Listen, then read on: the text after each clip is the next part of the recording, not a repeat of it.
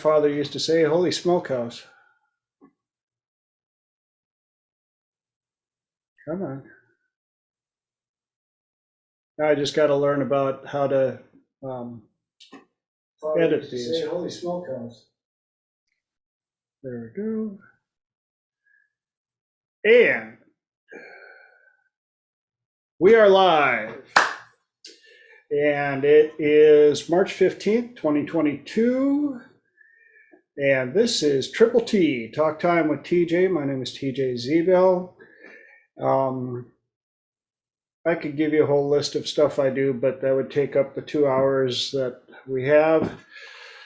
So right now I'm putting on my certified clinical hypnotist hat and inviting people from all over the globe to join in and have a chit chat about ways to help people and reframing and all sorts of stuff. Before we get rolling into my funky list of things and topics, anybody have anything to share from the week that we have survived and moved in and out of? Bueller? All was good. Sunsets, skies. All right, I'll jump in it. I learned to be more proficient on Zoom and how to do hypnosis from Zoom. I thought that was interesting. Awesome. There's Bonnie. Thank you for joining in. Anybody else? I got stuck into simulated multiverse reading. And so the Mandela effect and all the things that are interacting in our lives that are glitching away from normality. And that's fascinating. Super cool. And for those of you that are just joining in, or this is the first Triple T recording you happen to click on, don't worry. This is for any level. Even if you don't know how to spell NLP, this is a great place to start. We try to keep everything in as easy layman terms as possible. So if you have any questions, feel free to reach out to me. My information will be on my website at thetswb.com. That's thetallskinnywhiteboy.com. Welcome to my world. Anybody else got anything to share before we dive into all things Triple T?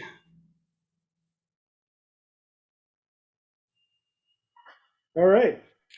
Well, for those of you that have been hanging with me for a while, you know how I emphasize the importance of questions and becoming better at asking questions to get better answers.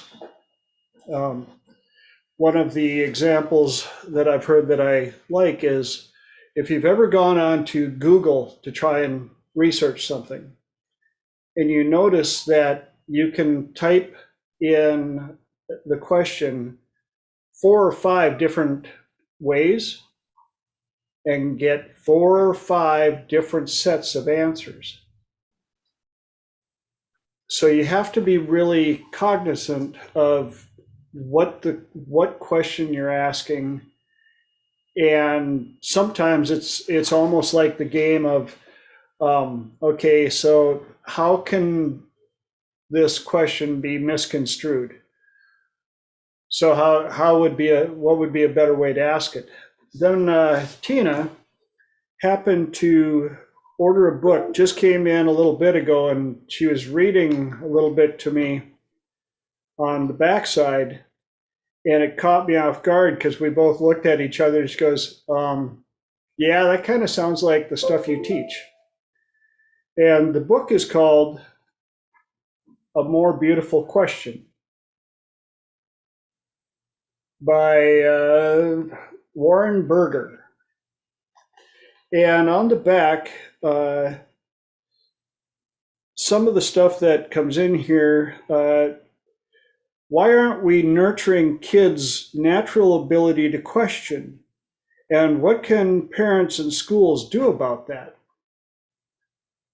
Also, since questioning is a starting point for innovation, how might companies and business leaders begin to encourage and exploit it? Does that sound a little NLP-ish? Possibly. How can each of us reignite that questioning spark and use inquiry as a powerful means to rethink and reinvent our lives? Kind of like questioning affirmations. So that's about all I've had a chance to read on this thing yet, but has kind of gotten me a little, a lot interested. See what else they got in there. But I wanted to share that resource with y'all.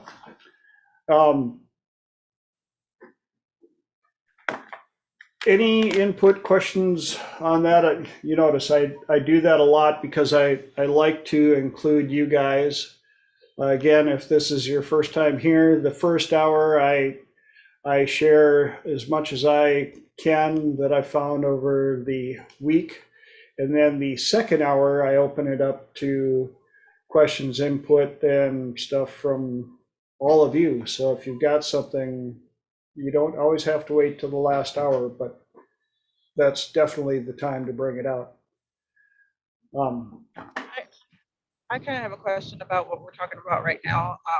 Perfect. Asking a softer question, how about to a 10-year-old? You cut out just a little bit, Ray. What was that? How about asking a softer question to a 10-year-old? Asking a softer question to a 10-year-old?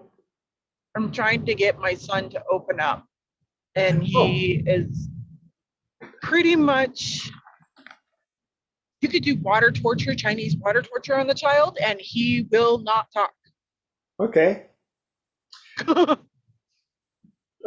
One thing that I've found that helps a lot definitely is the power of the word might. So what might you be, what might you want to do? What might be the best answer for this? What that does is it takes the pressure off of having the correct answer or being put into a position of feeling judged. In another light, Elijah just shared, make it into a game or a competition. And without knowing the exact specifics, I also had a client who had a couple of kids that were challenging. We'll just leave it at challenging. And she started turning it around and reframing with them like, okay, so in this situation, if our positions were switched, how might you feel if I were to say that to you? And her daughter, the first time she did that, was like, well, what do you mean? She goes, well, I'm just curious. If we flipped it around, you were me and I was you, how might you feel if I were to say that to you? And her daughter got real quiet and started tearing up and was like, I'm sorry. She goes, I just wanted you to take a look at it from a different perspective, including when you're around your friends as well. So might, switching perspectives, things of that nature are typically a good way to help reframe and get them to open up. Another one is third person. Sometimes getting them to talk in third person. If they're holding back for some reason, if they Lillian just popped in. Ways to get kids to open up and talk more freely with parents. Francine also mentioned, I found that my boys were easier to talk to when we were sitting side by side instead of in front of each other. Works fab in the car, so if I want to discuss something with them, we go for a drive. Absolutely, and that's also taught in power positioning and energy when building rapport with groups.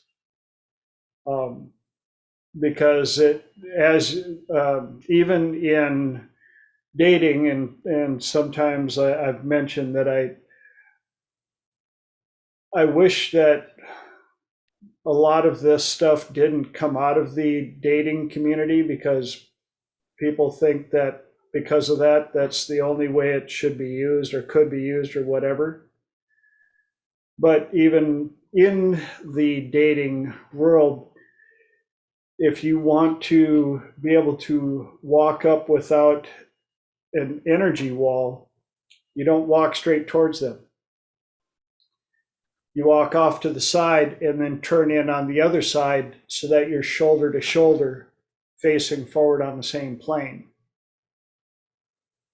That takes that prize and hunter effect off of the approach or the situation. Lillian added, I would take a walk around the block with my boys one at a time and our dog, and they would spill the beans and tell me all sorts of things that otherwise would have never surfaced. And I believe part of that is change of environment and safe environment. Less chance for listening ears. Yeah, I was going to say there was privacy because it was just myself, the dog, and whichever one of my two sons. Yep. And some of the other stuff that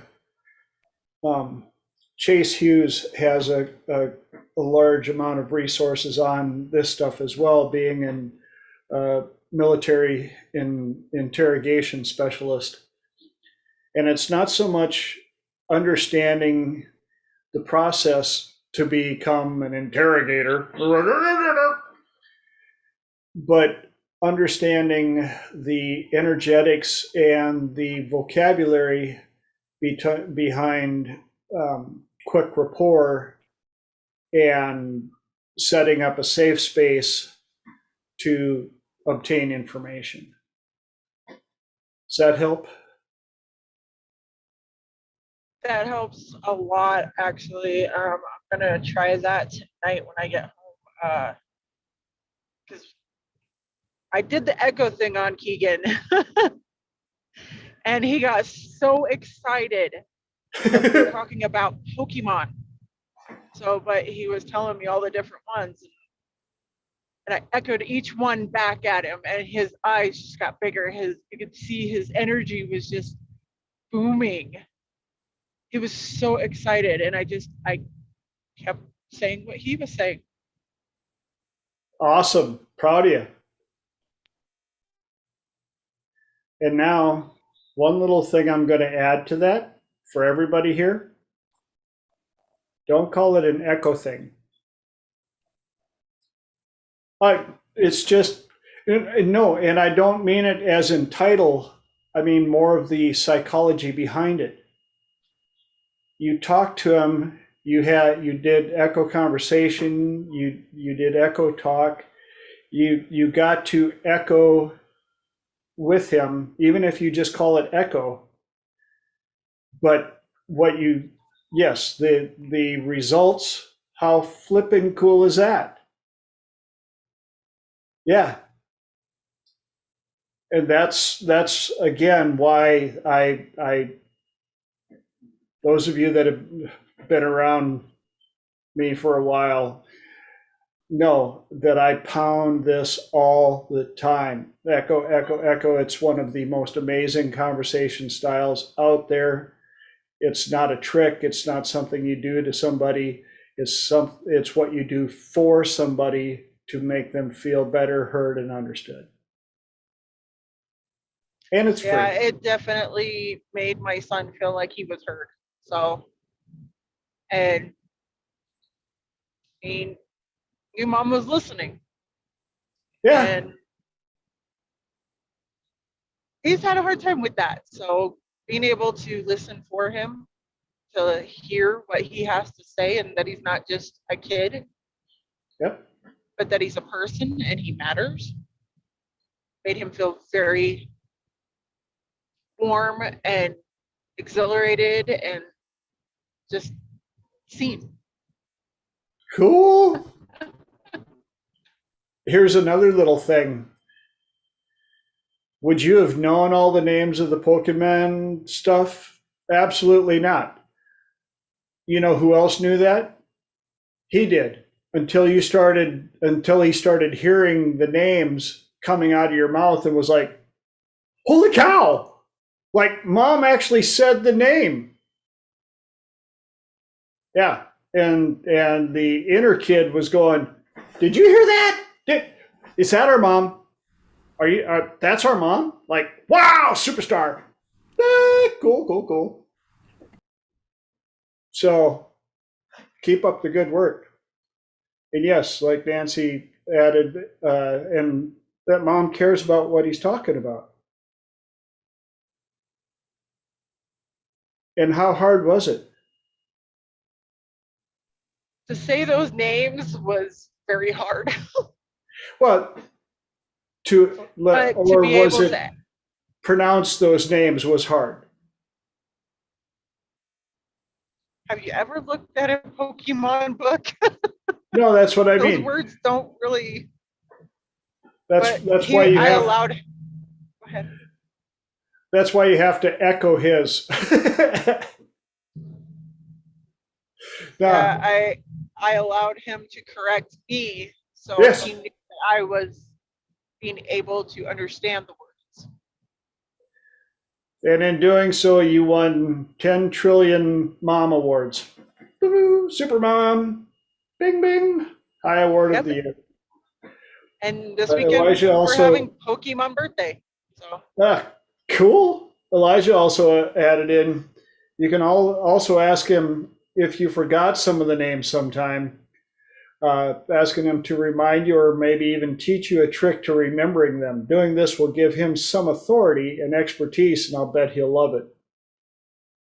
And Lillian added in, you showed him you took an interest in what was interesting to him, which goes right to passion profession. You already know his profession, super kid. Now you're into his passion.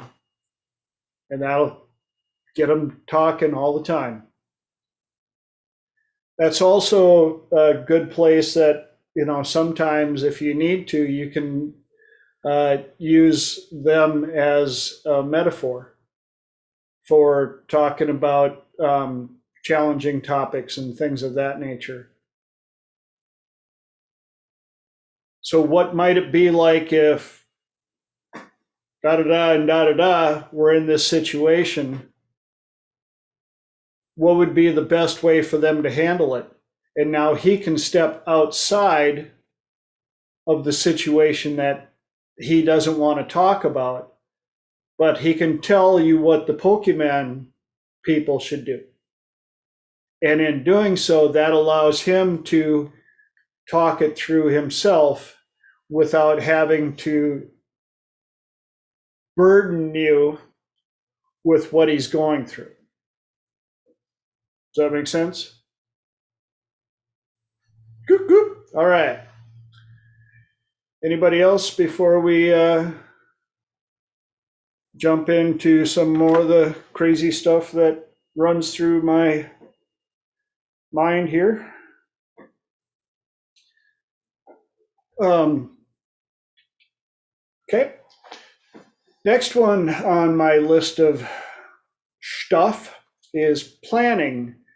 And my wife does corporate and government training, and planning came up.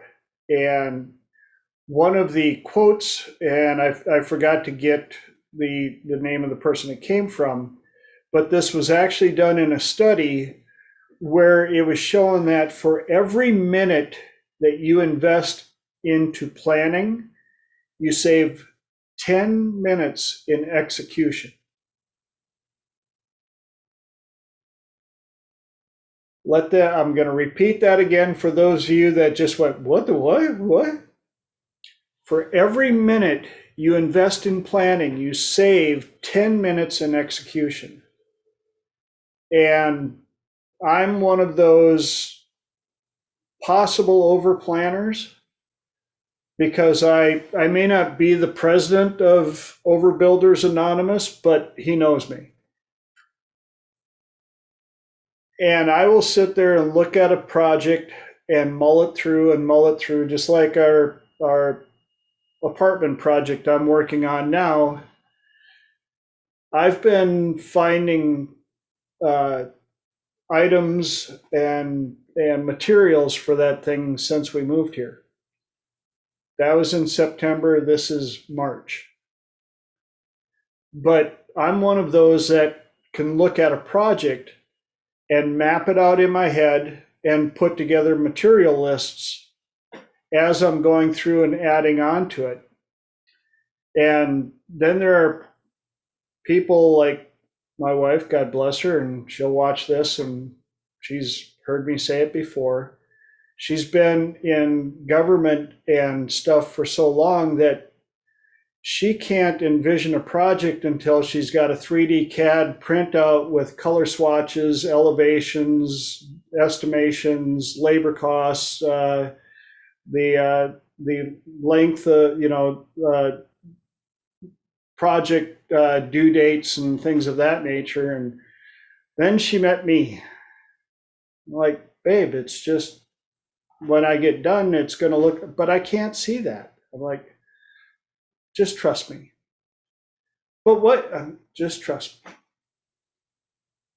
But I don't get to it immediately because I want to go ahead and I'm viewing it in my own 3D hologram planning inside of my head, upside down, backwards, and forwards, how it's going to do it. Just like I had to completely redo the water heater system in the house here because they had taken it from the garage, moved it up into the attic, and whoever did it did a horrendously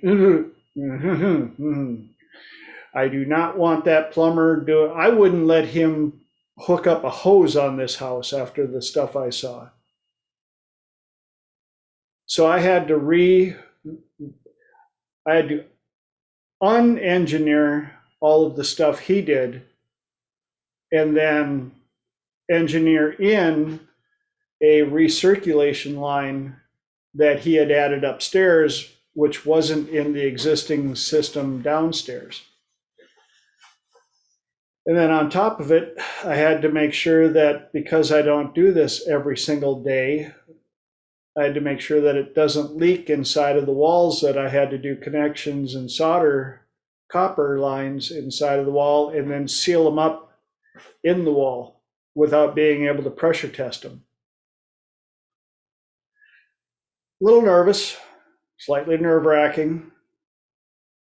So I designed a catch cup that I made out of a chip dip bottom and put it around the pipe and caulked it in and then drilled a weep hole through the wall into the house so that if my solder job inside the wall failed, the water would start leaking immediately through the hole, and I'd be able to shut off the water. And worst case scenario, I would have to open a open a workspace inside of the house, but I would know exactly where to cut it. I'd be able to fix it and put it back and repair it. And then I hid the weep hole with something that was already hanging on the wall anyway. So the weep hole is still there, but I had the gentleman that did the house inspection for me. I invited him over to show him some of the stuff that I've managed to get done around here, and he was like, "Wow, I didn't ever thought of that." I said, "Well, I planned ahead for this worst case scenario. How would I react? How would I find out? And what's the quickest way that I could take care of that?" Additional planning. I wish I should have looked up the exact quote beforehand, but Abraham Lincoln was once quoted, I believe it was, "If I had 4 hours to chop down a tree, I would spend 2 hours sharpening the axe." And he was describing as a metaphor of pre-planning, asking questions. He was well known for asking questions. And another thing I found out, yes, and having the proper tools as well. But part of that is planning and making sure you have the proper tools with you. But one of the things I found out about Abraham Lincoln that a lot of people don't know now is when he became president, he put on his staff most of the people that ran against him. And people thought he was nuts. "Did you hear the things that they said about you? And they hate you, and all that, da-da-da." And he goes, "Yep. You know what else? They're not afraid to speak their minds to me. They're not yes men.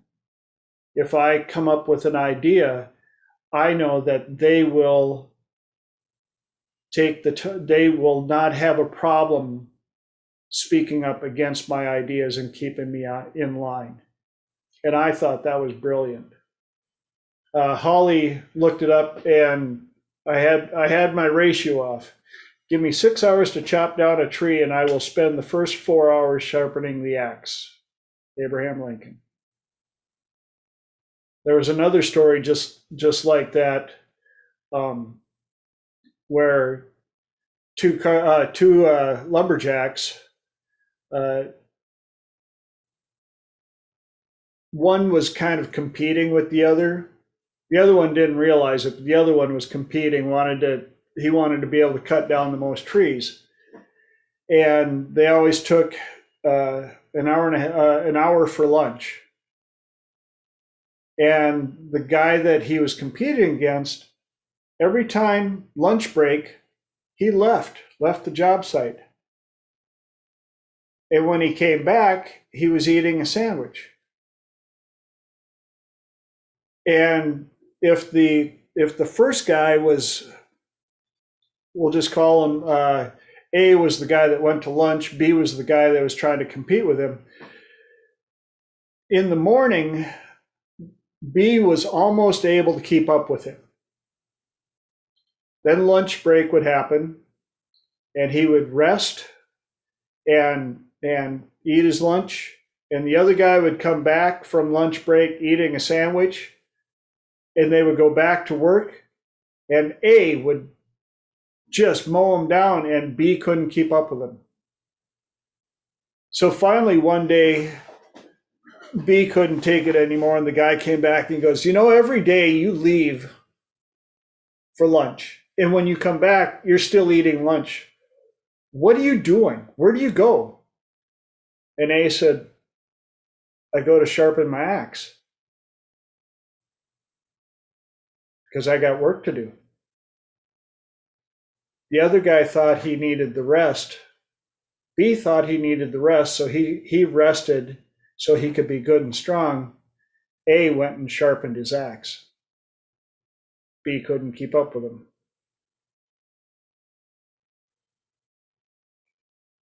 One more story about this, because stories hit people differently. This one guy is hiking, coming down a trail, and he sees this lumberjack trying to cut this big tree with a huge pole saw. And he's working his butt off, and guy comes up and he goes, "Wow, that looks like a lot of work." And he goes, "Yeah, I tell you, this takes forever, man. Kill a man." And the guy goes, "Yeah, I suppose you got to have the right tools." And the guy goes, "Yeah, I should have sharpened the saw before I started." And the guy goes, "Well, why don't you go sharpen it now?" "No, take me too long. I got to get back at this."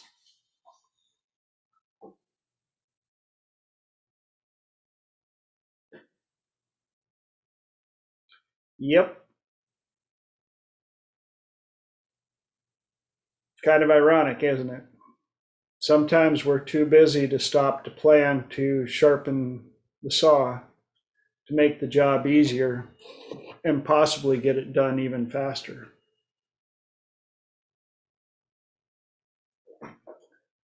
Any inputs, ahas on that segment? Lillian raised her hand. Yeah, I was going to comment because right now I'm in the middle of, of course, I published my book and so forth, and I'm still having my website that's being built. And one of the things that in 45 minutes, I was able to go over everything that I needed for my website because I had already in my mind's eye, I already knew how I wanted the home page to look like. I knew what the bonus page, what this landing page. I already had kind of ideas of what I wanted, but I didn't keep it all in my head. So what I do, this might look ridiculous to people, but as I knew and I had crystallized in my mind what I wanted the front page, like the landing page on the home page to look like, what the about page, the frequently asked questions, etc., I do note cards. And so when it came time to meet with a web developer and designer, it literally took me just 45 minutes to do the entire site, because now I had these concept cards where it told her, okay, you're going to have this, at the beginning, this is going to be in the middle, and the footer, I want this, I want the header to look like this.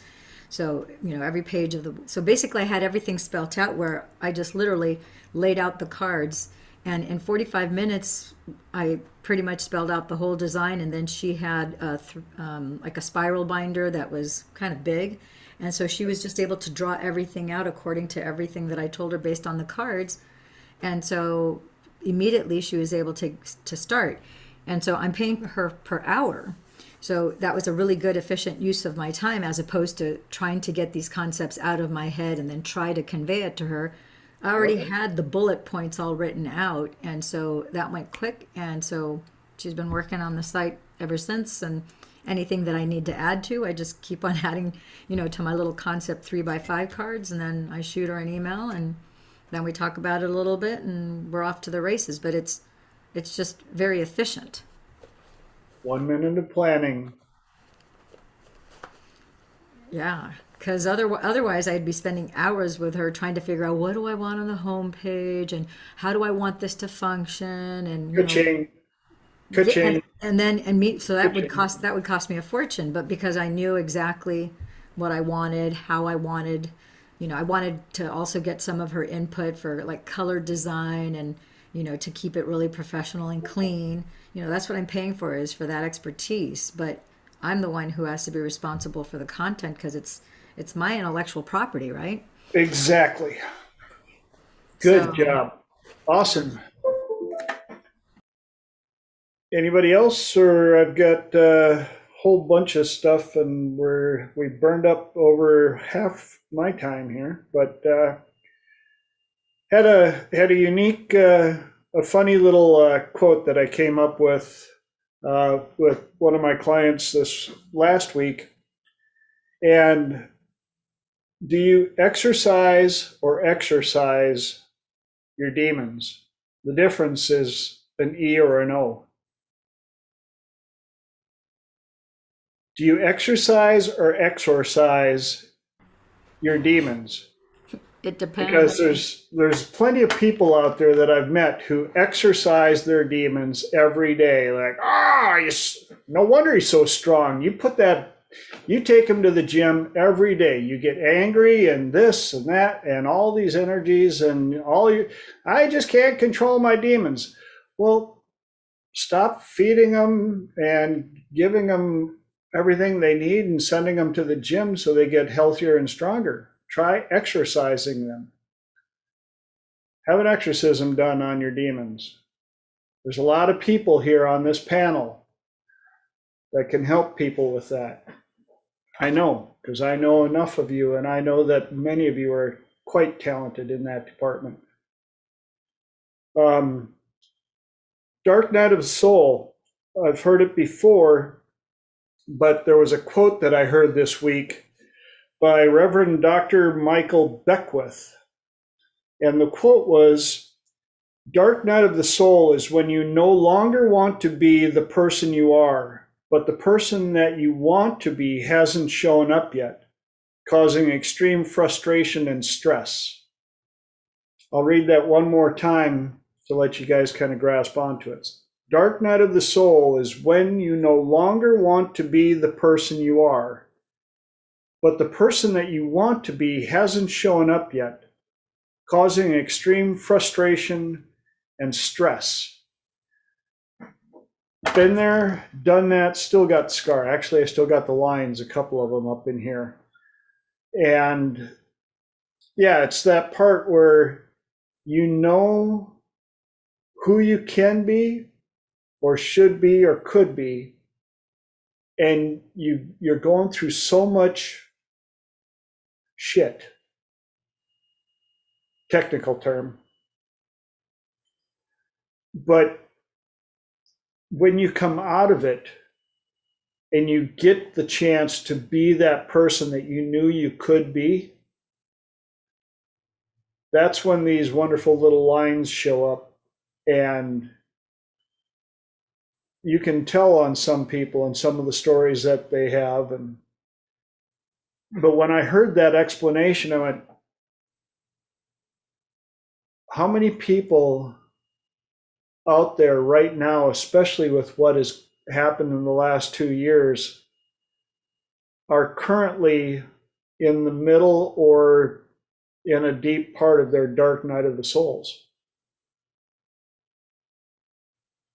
I've got a couple of clients that their identity was completely thrashed when the scamdemic hit, because where they were, what they had, what they knew of themselves was completely taken away.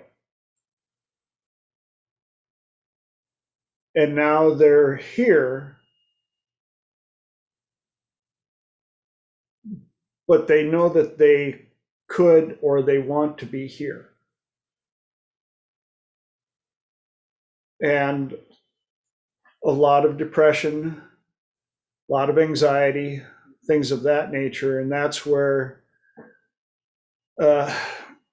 those of us that understand this stuff have to use all of the tools and knowledge and energies we have available to us to help these people get to the other side, to become who they know they can be. And I like Elijah threw a quote at what we were talking about just before here. It said, "I don't think attempted exorcisms are a good thing. If I slew all my demons, I'd lose all my angels." Well, then keep track of who's in charge. Make sure your angels are in charge, because even Satan was an angel for a while and still is. He's just on a different team.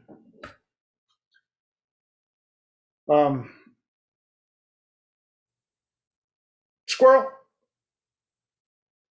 Yes, angels aren't just for fighting demons.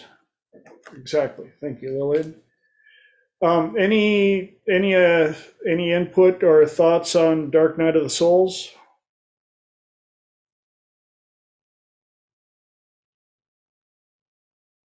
Feeler.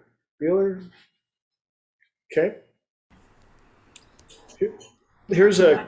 was going to say, I think it's one of those things where I don't think everybody has to go through a dark night of a soul, but I think a lot of people go through a dark night of a soul because you have a certain amount of resistance and fear to an unknown. And even though you've chosen to change and you're making certain decisions, but I think at the same time, you have apprehension and resistance to moving forward. So that struggle, which is, I remember, when I used to hear people say it's like fighting yourself. What do people mean when they're talking about fighting themselves? Well, for a long time, I had no idea really what that meant until I went through my divorce.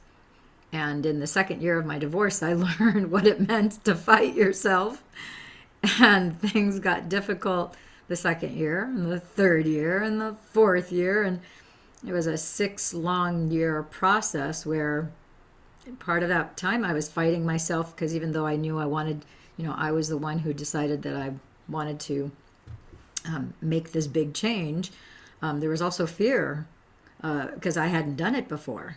And so I knew what I wanted and what the end thing was, but it wasn't necessarily comfortable getting to that place. So there was some apprehension, and I was clearly fighting myself, and my ego sure as hell did not want me to change and to improve. So it was screaming at me to stay the same. And so, once you recognize that and you start to put things in it's part of the process of getting to, know yourself and accept yourself as you are and realize, okay, your ego is not just there to give you grief and to make your life miserable. It's really there as a GPS. You're supposed to use the ego instead of letting the ego use you. But for a long time, I was unaware that the ego was using me until I became aware that the ego and my brain was the CEO for all this time without my really being aware of it. And now I realize, oh my gosh, I got to flip the switch on this. It's like I need to be the one that's the CEO here, along with, with my maker, not my ego and my brain. That's just keeping me in the familiar past where I'm like a scratch record, and then I keep fighting myself. So it's a painful, unpleasant, for some of us, it's a necessary process. So Absolutely. yeah, it's like, I think there's no shame. Everybody, you can't have a human experience and not have painful experiences, not have difficult things that you have to overcome. It's part of the polarity. We have the up and the down, the black and the white, the dark and the light. It's, the duality. This is the plane of duality, which helps us define when we I have a friend named Clint Baggett. He's IT specialist, and he has this thing called grid work where he says, anytime he would have a negative emotion, he realized that negative emotions are an ask. And when I first heard that, I thought, oh my gosh, he's so right. Because he was taking 14 pills a day, and he would wake up angry every morning. And he had emotional trauma from childhood. He had emotional trauma and PTSD, which led him to take 14 pills a day. He was a veteran. He was in the Afghanistan war. And so here he was taking 14 pills a day. Those 14 pills were supposed to make him happy, and he was not happy. He was angry as hell every morning.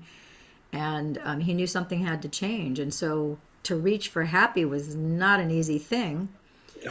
But he had the rude wake-up call of seeing his brother, who was just a few years older than him, who was also on all these prescription drugs because he was also in the military, had the same childhood as he did, and he offed himself with prescription drugs.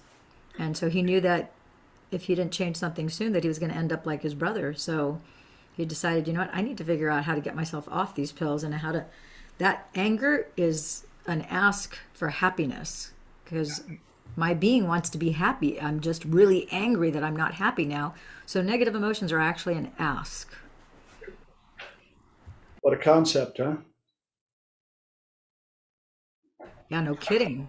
I think if more of us were aware of that sooner rather than later, we could put it in the proper context and probably navigate our way out of that bad feeling, whatever that bad feeling, whether it's anger, frustration, irritation, depression, which is just suppressed negative emotions that haven't been, they haven't been expressed, and so it turns into a depression. So yeah, I think with awareness, like Dr. David always tells us, especially when we do the Chinese, not just, I wouldn't say it's not just limited to the Chinese face reading, but it's the most, I think, because you can actually visibly sometimes see that a person's face, you'll talk about either a grief line or your pain line or any of the lines that you're seeing on their face. And as you bring in awareness to it, they're like, oh yeah, this happened, this is what happened around this time period. And then sometimes right before your eyes, the line will disappear, or over the next few days, or sometimes weeks. It'll all of a sudden, just bringing an awareness, bringing light to that situation. Now that line on the face will go away. Nothing like a check engine light. Right there, right there, right here, Well, right here. like I had a lost love line like right across my nose. I just figured I inherited that from my grandmother, because my grandmother also had it. And the more sun, the more tanned we got, and with the more sun, it was more pronounced. And so I remember at Thanks, Rob. the first Chinese face reading class, I remember when he had the picture up and he said, that's a lost love. And I'm like, lost love? My grandmother has that. I have that. I'm like, I have a lost love. And about 3 weeks after the class, one day I was looking in the mirror and I'm like, it's gone. It's just like, I haven't had it since. I mean, who would have thought? One of the things I tell all my clients as soon as we start, like, I want you to take as many facial selfies as you can. Get your ears, make faces, scrunch it up. I want you to find as many possible lines on your face. Don't worry, nobody's going to see them. But when we're done, I want you to go back and try to reproduce all the same lines and notice how many are no longer there, or how many have changed, or how many new ones are there. And don't worry, if they're new and they're there, you'll most likely know how they got there, and you'll be happy that they're there.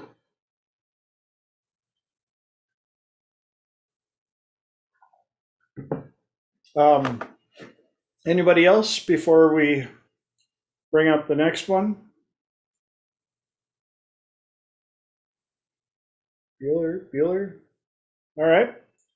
I got a cute little quote, just one for you guys to have a little fun with before we move on to the next thing. I was watching Diners, Drive-Ins, and Dives with Guy Fieri, and he went to this one place, and the lady working there is over 90 years old, sharp as a tack, and a total firecracker. And she had Guy just rolling.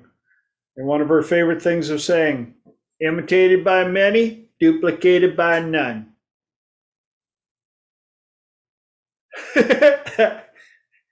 I thought, you know what?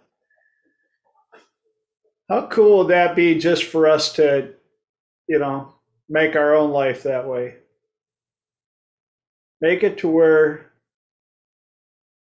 there would be many that would like to imitate us, but we are individuals. We are imitated by many and duplicated by none. Take that to the bank. I can still see her now. Great energy. If I could have half her energy when I get to be in my upper 90s, oh, the world will be scared and impressed and laughing their butt off, and we're going to have a party. All right, next one, moral hazard. Your mom turned 95 this week. Rock and roll. Is she imitated by many and duplicated by none? Maybe. Well, there's parts of her that are imitated by you and your siblings, I guess. True. Yep. Cool. Elijah, why half? Why not double? Yes, if I had double her energy, wow. As long as my body could contain it and keep up with it, I'm all for it. Because that lady, she was this skinny little black lady, and like I say, her hands told the story of labor, but that girl can cook. Woo! Mm-hmm. Yep. And she had comebacks and love and energy, and everybody that went in there was family, and that's the way she cooked. And I wish I had typed in the name of her restaurant, because if she's still alive, I would actually pay money to fly there just to go in and meet her, just to feel some of that energy and see if I could do some DTI and bring in some of that stuff. Anyhow, back to moral hazard. This is another quote from Jordan Peterson, who the more I watch and listen to him, the more I'm impressed. Oh, I'm sorry, Francie, DTI, deep trance identification. Yes, thank you for, yeah, you all get to call me out on this stuff too, because I don't want this to be all, I want layman's terms, people to understand. Deep trance identification is where you get the chance to look at traits and personalities and things of that other people have, whether they're alive or dead, real or fictitious, that you would like to have in you. Understanding that we are basically just one big old hard drive from the moment of conception, and we just get programs put on us. Some good, some not so good, some corrupt files. We're never broken. I would get clients that come to me and I'm just broken. I'm like, no, you're still talking, you're still breathing, you still communicating, so you're not broken. You probably have a corrupt file or two on there, and we just need to go in and figure out what it is, get rid of it, and figure out what you would want there instead. And Elijah's got his hand up. Evening. Just wanted to say real quick, when you're doing a DTI, if you choose to do a DTI, it's very important to also choose what you don't want from from your model, because it's well known. Like, was it Sidney Rosen did a DTI with Milton Erickson, ended up in a wheelchair. Yep. And someone else, I don't remember who, did a DTI with Richard Bandler and ended up with a cocaine addiction. And I myself have done a DTI with a questionable character, and I hit depression for 3 months. Yep. So I can tell you firsthand, it's very, very important that, okay, you choose what traits and attributes you want from your model, but also you place the filters there that I want that and nothing more. I don't want X, Y, Z, whatever. Correct. Just from a safety point of view, that's very important. And for those of you that have no idea who Milton Erickson is, if you study NLP at all, that name will come up. He's one of the true legends in there.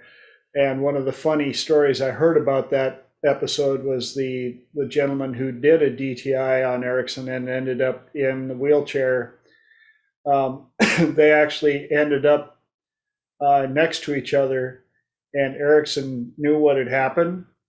And he leans over to the guy and he goes, "There can only be one Erickson." and you're not it.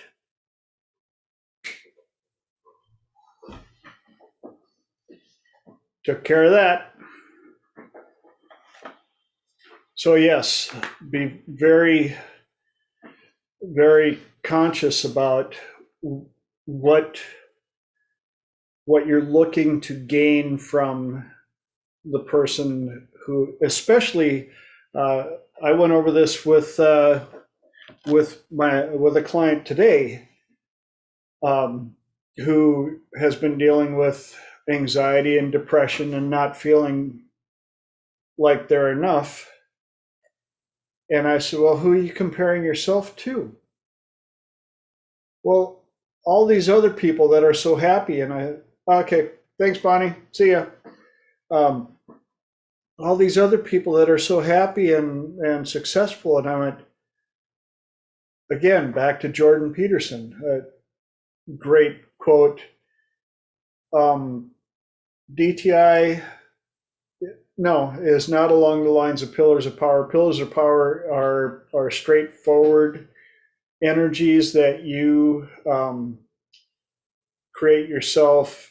DTI, yes, Elijah's magic circle, like avatars. You bring forward the person that has all of the traits that you want, making sure that you, as Elijah pointed out, make it very specific of this is what I'm looking for. I don't want anything else. And then you gain those traits from that person's avatar.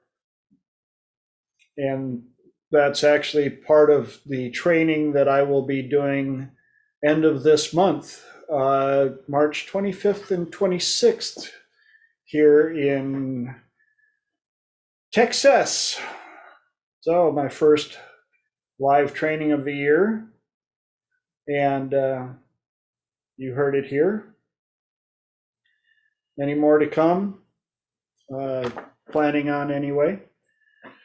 Just putting together syllabuses and names, and got a couple of names in mind, so we'll see what everybody agrees on. Where were we? Oh, yes. So this client of mine who has been dealing with anxiety and depression and stuff like that, because she compares herself to everybody else that she sees that is so happy and successful.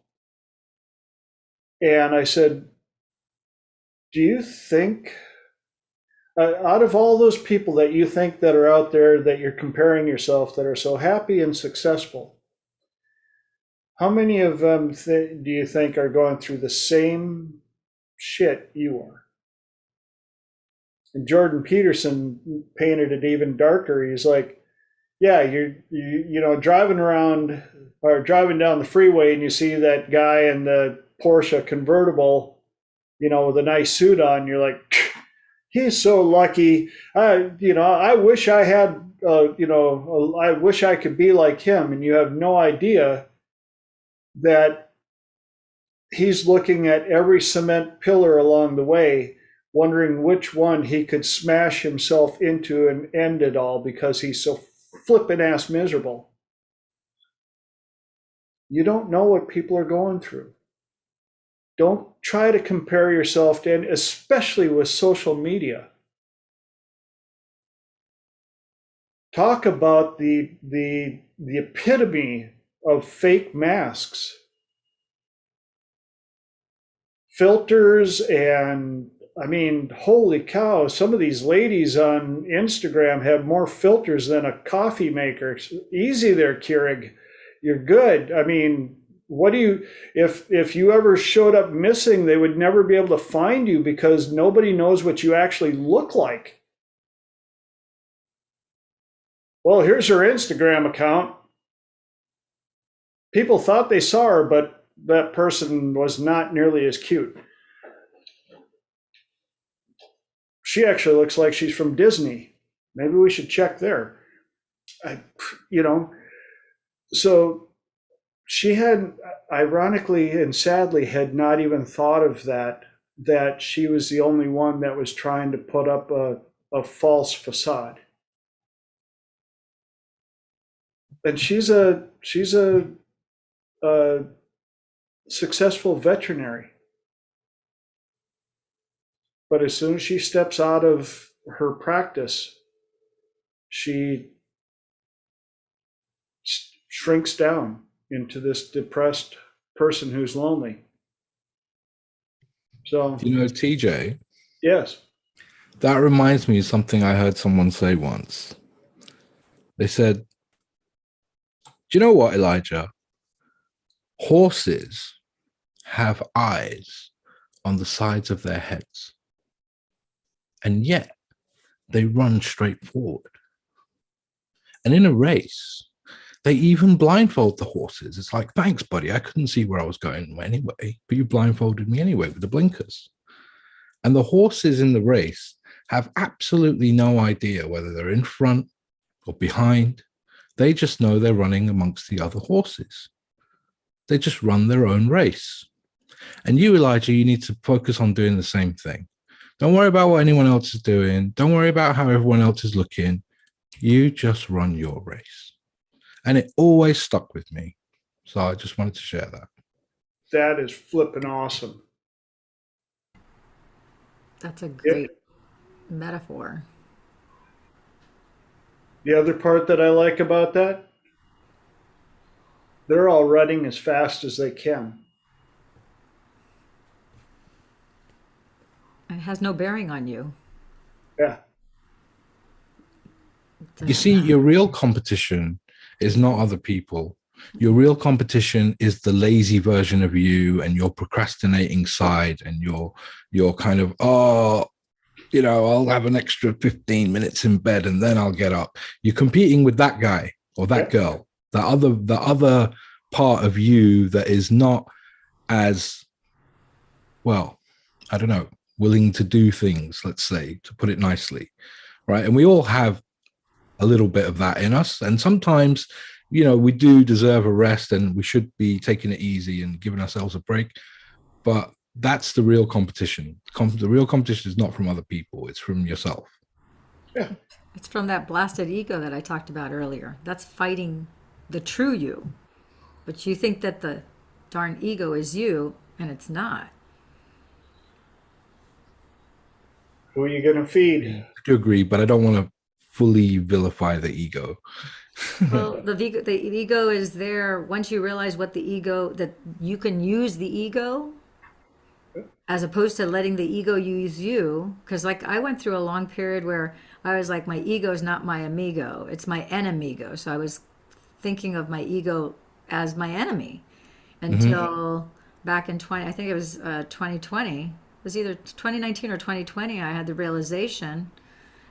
I was literally in the shower and it was a tangent thought where I realized, oh my gosh, my ego is actually supposed to be there. It's kind of like the center divider in a freeway, where if you don't have the center divider, you will go onto oncoming traffic. So you have that center divider to keep everybody going in this direction, and then people that are going in the opposite direction, it's a separator.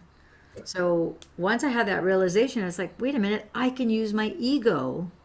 That I'm supposed to be using my ego. It's not just getting rid of the ego. It's like that is there again. The negative emotion, that's an ask.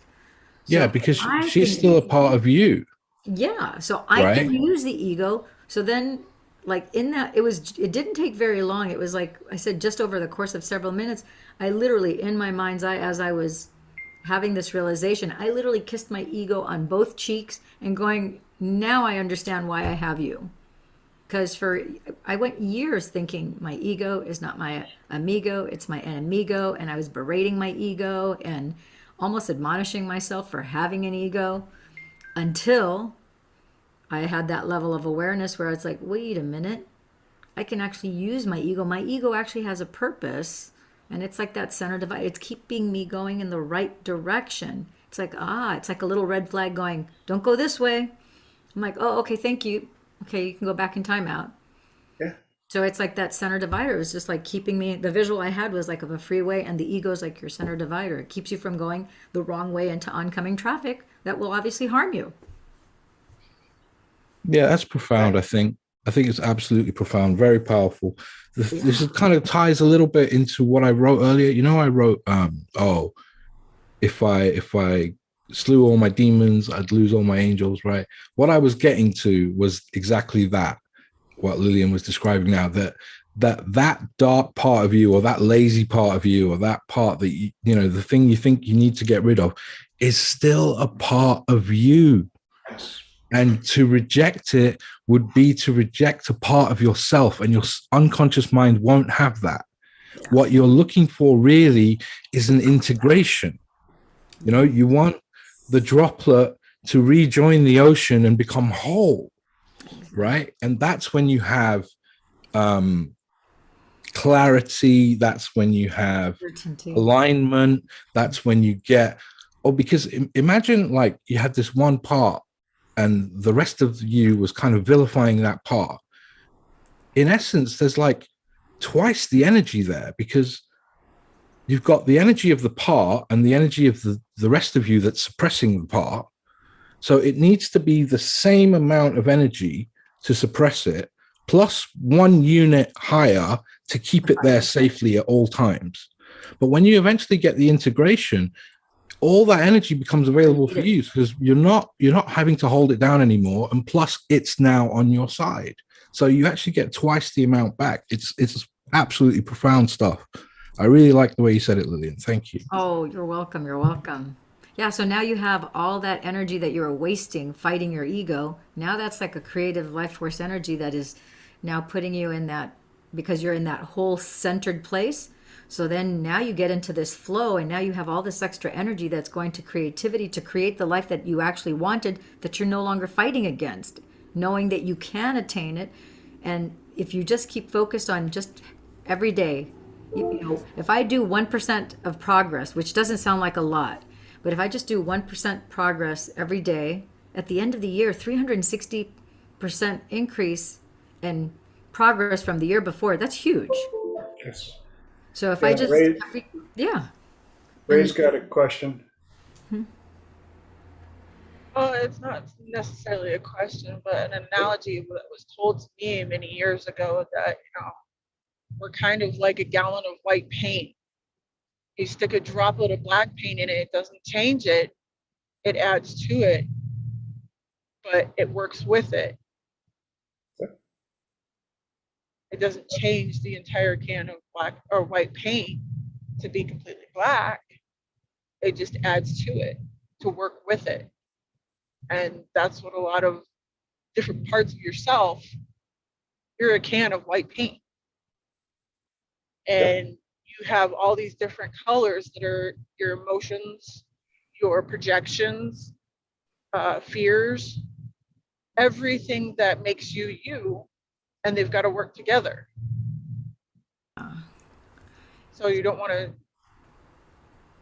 you know, you're essentially changing yourself, but you're not changing yourself. Exactly. That's beautiful. Can I jump in and add something too? Yeah, please. So the way I've always thought about it, oh, sorry, assuming everybody else is done.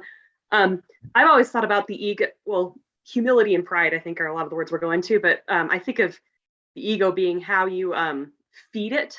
Are you feeding it junk food, or are you feeding it healthy food? And I think that pride is any time that you're basing your self-worth and your ego on the things of the world, the things that don't matter.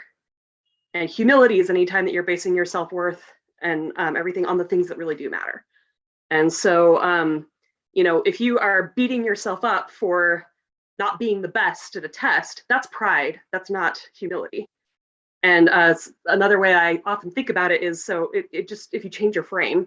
So if you look at, let's say you're with somebody who has an IQ of 70, and you have another person who has an IQ of 360. If you're looking at that really close, that looks like a huge difference, right? But if you put, whether you believe in God, the universe, or, you know, just the sum total of all the knowledge that could possibly be out there, whatever you want to call it, you know, that probably is, to see that, you're gonna have to zoom out. You know, it's like, what, 1 million, maybe even higher of an IQ. That difference, you're not even gonna see it. And so, you know, it's that reminder of, yeah, we have these differences, and it's good to check in once in a while to know where you need to grow and all that. But your self-worth is not based on that difference. Exactly. Yeah. It's like I don't know if you guys are familiar with, there's a writer, his name is Joe Polish, and he was the number one car salesman in the world for like many, many years. And one of the things that he would always talk about in selling cars, it's like, when it comes to becoming successful in any field, whatever, because one of the premises of his book was that everybody is a salesperson. Everybody is a salesperson. It doesn't matter what, if you're a teacher, you're selling education to this group of 30 or 40 students. You want them to buy into what it is that you're teaching. If you're a man who's got a girlfriend and you want to get engaged, you're trying to sell her on the idea that you're going to be a good husband and that it would be a good idea to merge your life. So everyone, in essence, is a salesperson. Mothers, you're trying to sell these principles, these values, these goals to these kids, and for them to adopt them. And so he says in his book, when it comes to sales and when it comes to, when you're looking at quote unquote competition, you got to care, but not that much. So it's like, you got to really just focus on whatever it is that you want and not really care or give any energy or pay too much attention to what the other salespeople are doing, to what the naysayers, any of the critics, because people who have a lot of time to criticize, they usually are not successful and they're not productive people. People who are always blaming everybody for everything and trying to put you down. Typically, they can take the time to do that because they're not doing what they're supposed to be doing. And so why would you give your power away to someone like that? So it's like you got to care, but not really that much. It's like, what? It's like, okay, so I see that they're either talking bad about me, they're criticizing me, they're blaming me, whatever. It's like, you can't care. You just move on. Don't give any attention. Like TJ said earlier, it's like, what wolf are you going to feed? The angry wolf or the happy wolf? Because that's the one that's going to grow, is the one that you pay attention to. And if you're worried about failure, the best way to not fail at anything is to do nothing, say nothing, be nothing. Basically, don't exist. Failure, we went over last week or the week before, the difference between failing and being a failure. Failing is it didn't work out, but you got the lesson. A failure is when it didn't work out, so you quit. Got to keep trying. One of the other Elijah, listen, smile, agree, and then do what you were going to do anyway. I may or may not resonate with that. That was actually Robert Downey Jr. said that. Yeah, well, people that know me, I may or may not have done that multiple times in my life. Like, yeah, okay, I'm still going to do it my way, but thanks for the suggestion.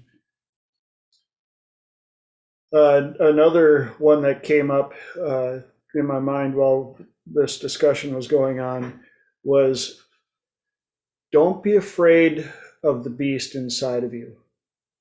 We need to have that as well, but you need to have it trained and you need to be in control of it. One of the quotes that resonated with me was, it's much better to be a warrior in a garden than it is to be a gardener in a war. Have your beast strong. Understand its capabilities. Keep it in check. For those that, you can't have, these thoughts, or you can't be learning these things. Well, if I never have to use them, thank God. But if I ever get into a situation where I need to use them, I want them.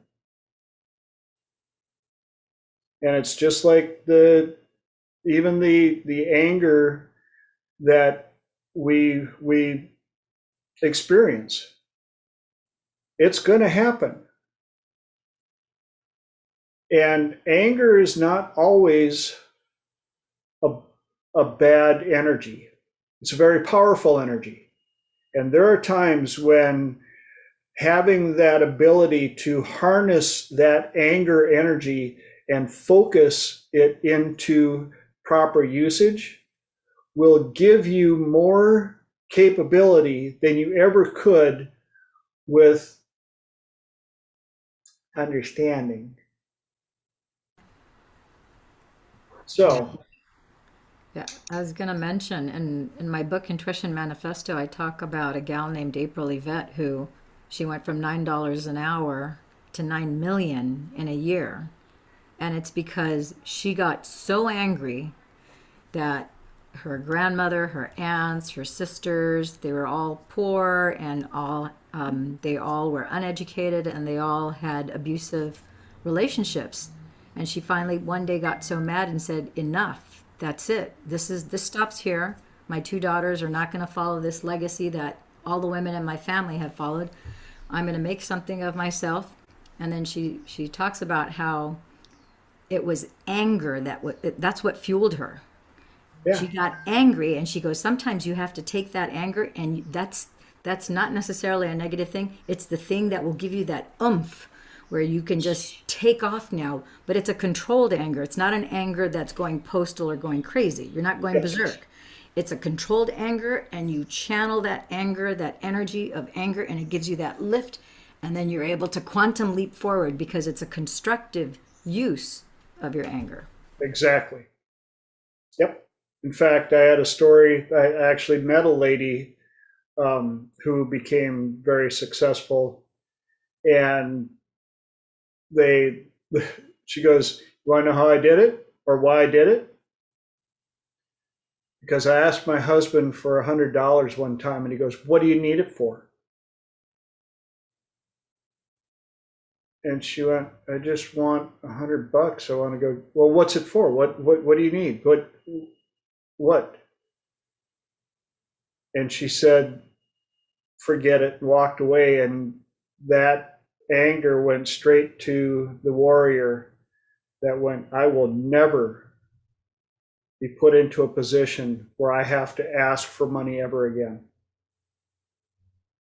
I'll have my own damn money. And if he wants $100, I'll ask him what he needs it for, if he's around."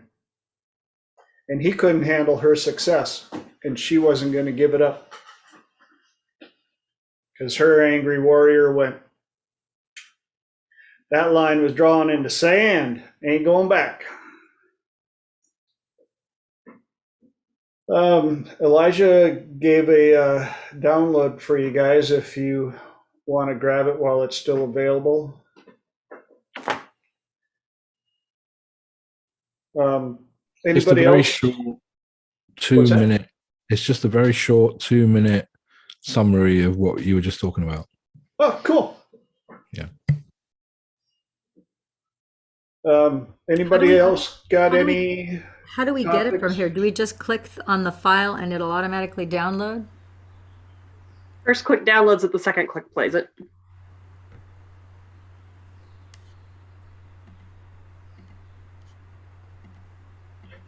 Okay, I see the blue bar going across, so I guess it's downloading. Okay, thanks, Holly. Okay. And we're 18 minutes into the second hour, where I usually open. Ray, you got a hand up? 4, 3, 2, 1. Oh, since you're opening up, I was kind of wondering if any of you have ever heard of the short story poem, Egg. I think it's called Egg. No. New Egg. The philosophy about a man died and his looking back on his life, and the spirit that he's talking to thinks it's God, and the God tells him, "No, I'm you, and everybody else that's in your life, your past life, all of Earth, they are you, and the way you treat them, you're treating yourself." and you've been in every part of time to reflect upon the way you treat yourself and the way you treat other people, but they're technically you. I have it, my younger sibling told me about it and I read it, and it was just mind blowing about the perspective of this short story / poem is to be able to look at other people as if you were looking at yourself. To Super respect cool. them, to show them who you are and who you want to be, and especially the space around you.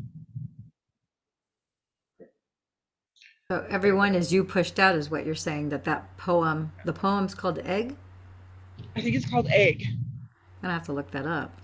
Cool. It's a really, it's much more That- literary genius than Yeah. what I can articulate. That's actually a Kabbalah, like if you study Jewish mysticism and Kabbalah, and also the Essenes, which Jesus, a lot of people don't know, but Jesus was actually an Essene. And they talk about how, like your 3D reality, all the people, all the characters that are in your life, they're a mirror reflection of you. So whatever, if you have a lot of frustration and irritation, and you have people that are frustrating and irritating you, they're just an outward manifestation of the frustration and irritation that you have inside you. If you have a lot of crazy people in your outside life, it's because you have that same element of craziness inside. So that's why they say as above, so below. That's where that saying comes from. So that's all a mirror reflection. And so as you take more control over how you're using your consciousness and what you're focusing on will determine what is mirrored back to you. I tell that to my son and my niece all the time because they like to play with each other. They're only 6 months apart. Oh. But they they're 10 years old, but they're 6 months apart. She's older. And they're best friends, absolutely best friends. But they fight like cats and dogs. Mm-hmm. And I tell both of them separately, what you give out is what you're going to receive from him or her. So don't treat them stupid. Don't treat them down. Don't treat them like they're beneath you. Treat them as you want to be treated. And what you give out energy-wise and what you say to him or her, you're going to get it back. It's either going to be positive or it's going to be negative. That is so powerful what you just said, because I just saw this thing that John Gottman wrote a book. I think it's called Attached, and it talks about the different, relationship styles and so forth. And there's like the 4 horsemen, which are the predictors of, whether a relationship will make it or not. But what was interesting is what you just said, that, when the 2 kids are fighting, that they keep in mind, each other's feelings and treat each other the way they want to be treated, right? And to treat each other as equals. So the 4 predictors of the 4 horsemen is what they call it. The 4 predictors that a relationship won't make it. They had, if I can remember all 4. I think the first one was gaslighting. The second one was anger. Then there was resentment, and then the worst one, which is the worst category, which is contempt. And so I went to look up the difference between contempt, anger, and resentment. And then I was really surprised what I found. Because when you have anger between 2 people, they feel that they're both equal to each other. So you have a healthy anger. But if you have resentment, if you resent someone, then you feel that they are more powerful, they're greater than you. If you have contempt, you feel that they're below you, they're not as valuable as you. So resentment, you think that you're less than, and you resent them because they have more power than you. And with contempt, you're looking down, where you actually, contempt is right there along with you hate them, you have a disdain for them, it's like worse than anger because it's a hate and you're looking down upon. So it's not an equal relationship because you as the person who has contempt for another, you're looking at them as being below you. And that's why you don't care what they feel. They disgust you, you hate them. And I thought, I never realized that you had that anger is equal, and then you have resentment, and then you have, I was like, ooh. Cool. And Holly looked it up because she's so good at that. The 4 were criticism, contempt, defensiveness, and stonewalling. What a lovely selection of stuff to deal with. Yes, but they are all part of the human experience that we are floating through.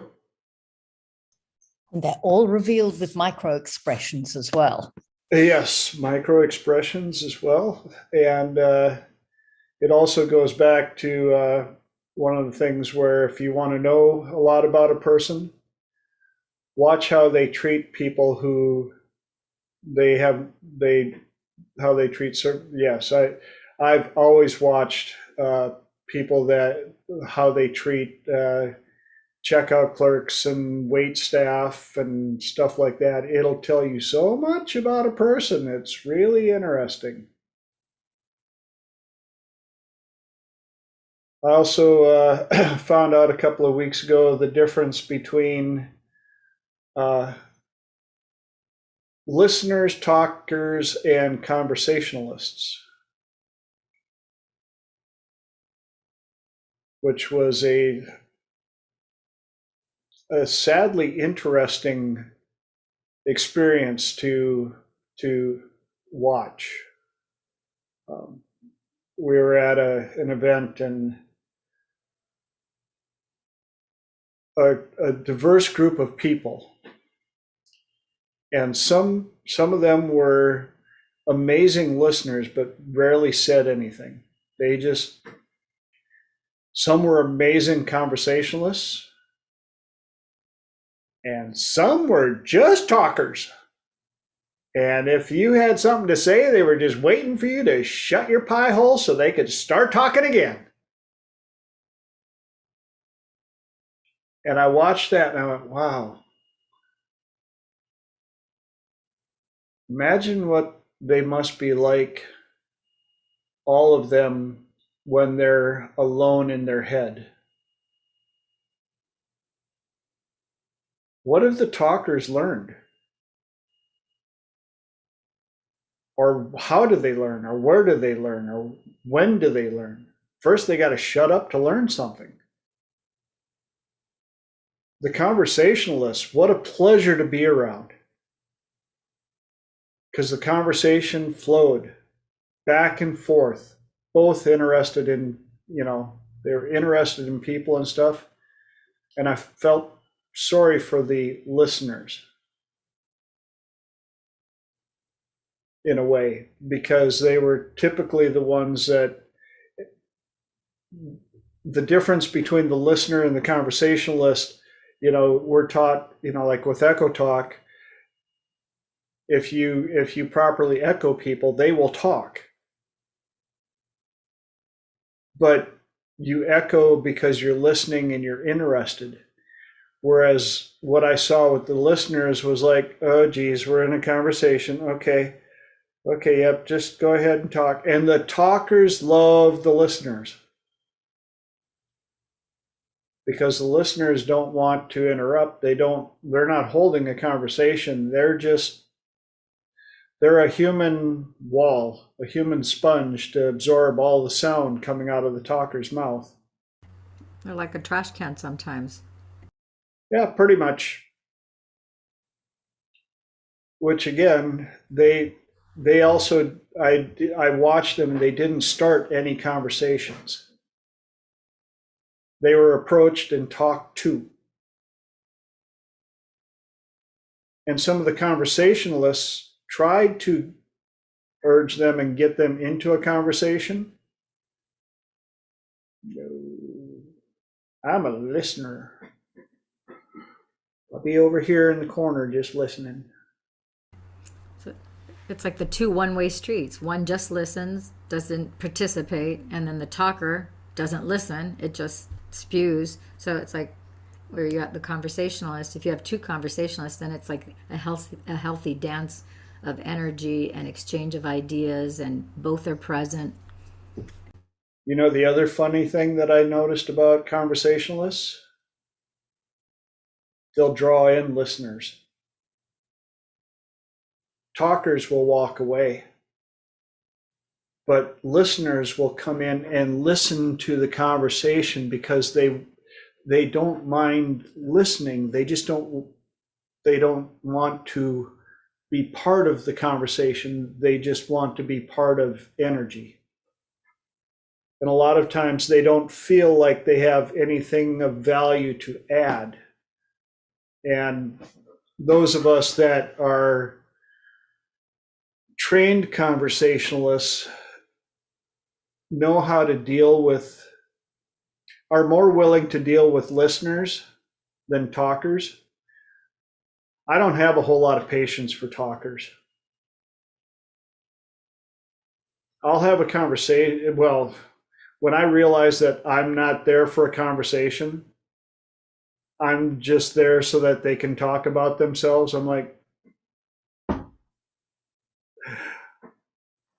my parrot's having an existential crisis.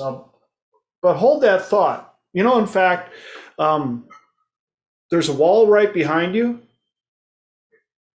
Just keep rattling. It's listening about as much as I have been for the last 3 minutes. So have at it. You know what? When you're done with the wall, the refrigerator needs some good talking to. Have at it. Yeah.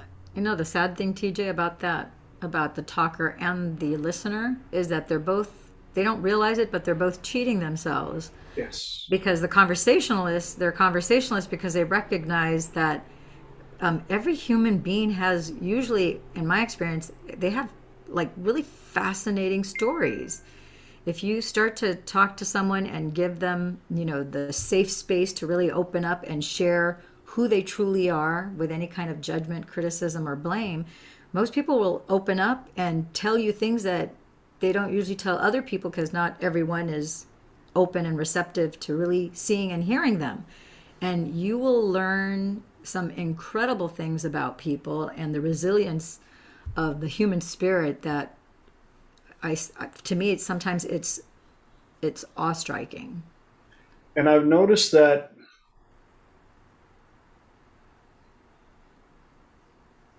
genders have a little bit more sway towards different portions. Women, I find, have a little better tendency towards conversationalists. Depending on what's sorry. that? No, They're go also ahead. kind of trained by culture just to shut up when the guys are talking, especially in a business situation. So they tend to be better listeners at times. But I mean, Lillian, the opening for Echo Talk that TJ's been telling us about over the weeks, and 3 magic questions to get people to open up in that way, is just such an opportunity. You are so correct with giving people the space, and you find out people you thought were ordinary are just amazing. Yes. Yeah, you uncover the extraordinary, and it's like, because oftentimes we take it for granted that someone that, you know, looks all put together and everything, you really don't think that they've suffered any kind of adversity or challenge, because you just, you know, you're judging a book by its cover, and then you start to, you know, really want to get to know them, and you're like, oh my gosh, it's like people need to know your story. It's like I mean, let's take TJ for example. I mean, all of us here on this call, we know TJ, and we know he's had like 28 different professions in his lifetime, which I don't know very many people who've gone through 28 professions, but to me that's like intriguing that his life path took him to all these different very colorful experiences so that he could now be at this place where he can relate to over 28 professions And it's like there's no experience wasted. And, he's shared with us how he's had, the dark night of the soul and those different things. And so it's like, unless you took the time to, have an interest, you wouldn't know that. You would just say, it's like, okay, this guy's always been successful, and look at him, he's all shiny and tall and well put together, and he's never had he was born with a silver spoon in his mouth. And it's like, not necessarily. It's like, wow, there's a lot of diamonds that are like in the persona that we know as TJ, which is why we're all here, in this mastermind, So that's why I think Here's another, and thank you for the kind words. They truly mean a lot to me. All you guys do. But one of the other reasons why I push so hard on 3 magic questions, echo talk, values and criteria, that's how you get the listeners to open up. One of the listeners that I had a chance to talk to blew me away, found his passion, and that's where his voice was. And he told me about some of the stuff that he did, and it was so cute because he would talk and be going on. All of a sudden, it was like, oh, wait a minute, I'm talking. I'd be like, all right. And I knew he needed to take a break because his battery just went, whoo, okay, overload. Yes, I'm just going to need to take a little break over here and have a sip of something. So I'd let him go. But I would watch out of the corner of my eye. Oh, thanks, Lillian. I appreciate you for showing up and being here. But it was so cute. I'd watch him out of the corner of his eye. And you ever see people that want to share something with you, especially pictures? And so they'll go through their library trying to find something that you might be interested in, knowing that, okay, so he was interested when I showed him this picture. I wonder if I've got another one. Yeah, there it is. Okay, I'm just going to be over here until maybe he talks to me. And I noticed him out of the corner of my eye, and so I would just kind of engineer the ability to go, oh, what's that? Oh, it's a and echo talk and stuff. And it was just another validation of what it is that we have our hands on and what we can share, and try to teach and spread this to every single living being we possibly can. Because if we can have somebody who's a shrouded in listener that can get excited and come out of their shell and talk, I consider that a superpower that we all have inside of us.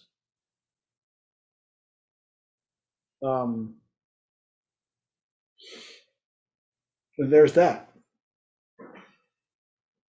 Anybody else have anything? Or we've got 22 minis left on the Tiki Talk. I'd just like to say I'm all for lunging clients. Sorry, let me say hello. Hi, everybody.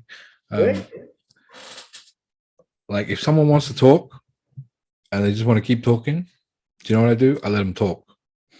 And I let them talk and talk and talk and talk and talk, and I wait. And they get tired. Yeah. And they run out of things to say. So that's where the expression lunging comes from. It's like when you train horses, or you want to start training horses or something, and the horse wants to run free, it won't let anybody mount up or anything. And they just let the horse run until it's tired. And once it starts tiring out and it goes from a full gallop down to just a little trot and then eventually just back to walking, that's when they start leading. So I'm all for lunging clients. You know, if they come in and they can just not stop talking about their problem, and the only thing you've got to be careful is you don't get sucked in, right? So you have to have your state control there. But I'm all for it. I don't mind. Let people talk. It's all good. But I guess I'll clarify the talker that I dealt with, when they would run out of stuff, as soon as you started a conversation, as soon as they could cut you off to take over the conversation again, they would do that. And it wasn't smooth. It was like, that's nice. Okay, more about me. I'm like, wow. Okay, strike one. No, you just keep going. And Yeah, also, and then all of a You just sudden- echo it and keep going and encourage them. A Yeah. point will come where they'll be like, no, that's too personal. I don't want to talk about that. And then suddenly they've given you license to start being the talker. I finally had enough. I just smurfed him and walked away. And for those of you that tuned in have no idea what smurfing is, smurfing is where you basically just envision wrapping them into a cold blue energy and you shrink them down. And if you've ever had it done to you, if you don't know what it is, it's a weird feeling. When you know what it is, it's a cold feeling. You're just like, did you just do that? We did that as an exercise with Dr. David when I was teaching with him, and it was funny watching people. They'd be echo talking, and that rapport and that energy be nice and warm, and they're like da da da da da. And all of a sudden, the person would be just like, yeah, and you're like, whoa.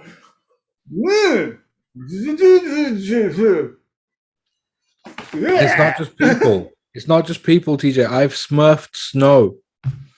Smurf snow. I have made snow melt so that my journey would be easier. I have smurfed snow. And David often tells a story about smurfing traffic. Yep. Yeah, it's not just people. Oh, you know who's really good at Smurf smurfing anything. traffic? Bernie Dietrich. Yes. Yeah. Bernie's very good at smurfing. He's And scary good at And it. guess who taught him how to do it? Who? That a boy. Woo! Yeah, it's Okay, just to be clear, just to clarify, David taught him how to do it. I taught him how to refine it, and it works every time. Yeah.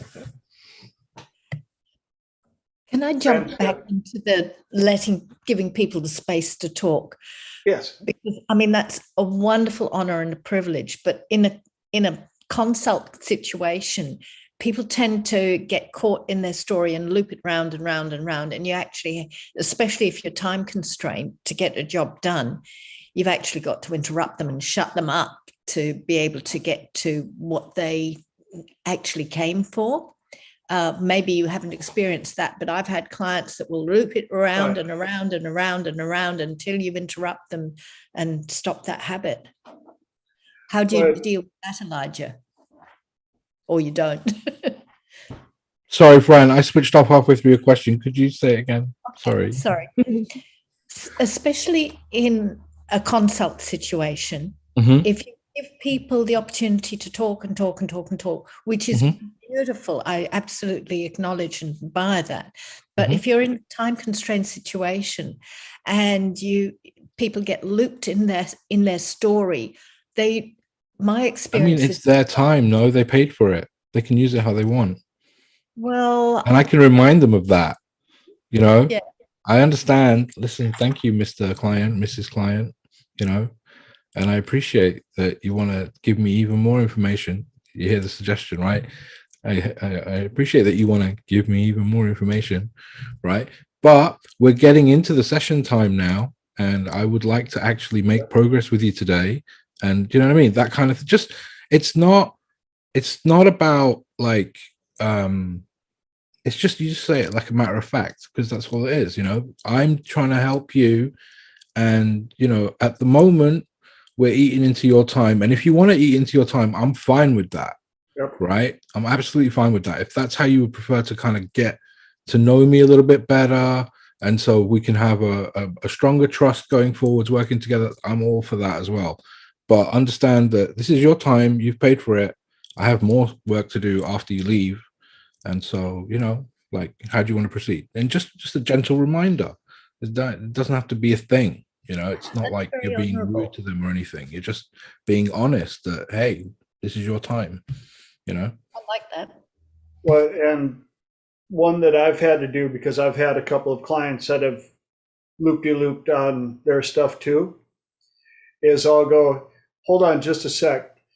This must be really important because you've repeated it 3 times now. So this portion, da da da da da, and you echo it back to them. The fact that you've repeated it now 3 times, you've told me about it 3 times. Let's dive into that.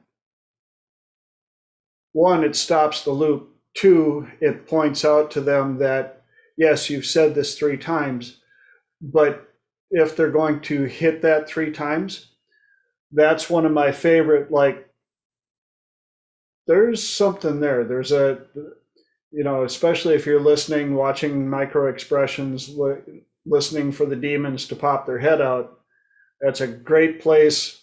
And those of you that have been around for a while have found out that I don't do the boredom induction anymore. So I just start out with conversation until something pops up, and that's when I'm like, oh, close your eyes, keep them closed through the entire process. Reach over, add a little effect so that they can relax and just get into the experience, almost like I'm inside of their head. Now, that thing that you've repeated 3 different times, where do you feel it? On and on and on. Something like that. And Lenora had her hand up. Fran, I think also, especially being Hi, the Ray. kind of group that we are, we tend to be more empathetic and sympathetic, and at the same time, we can come across, especially with the techniques that we know, very understanding. And before you know it, you can go into like, oh, they really get it and they want to know more and they want to have coffee. And I've word vomited to people and they've had no problem, being the fact that I know I went there and I asked them for help. I like the fact that they're able to say, all right, you need to hone it in and focus, because it could go for a while. And I think, especially when you have so much coming out, people, as somebody who's been on the other side and on this side too, it's a lot coming out and it's not intentional, but I like when people have said, all right, let's clean, close your eyes, go to bed, like just knock them out. It really is helpful because it's not intentional. It's just coming out. And unfortunately, you're the receiver of it. I love your expression, word vomit. That is exactly right. Yep, been there, done that. And Elijah added in there, for those of you that are still wondering, in case these notes don't show up on the recording, Smurfing is originally an energetic technique by Kendrick Cleveland, and it's used to make someone or something in your surroundings go away.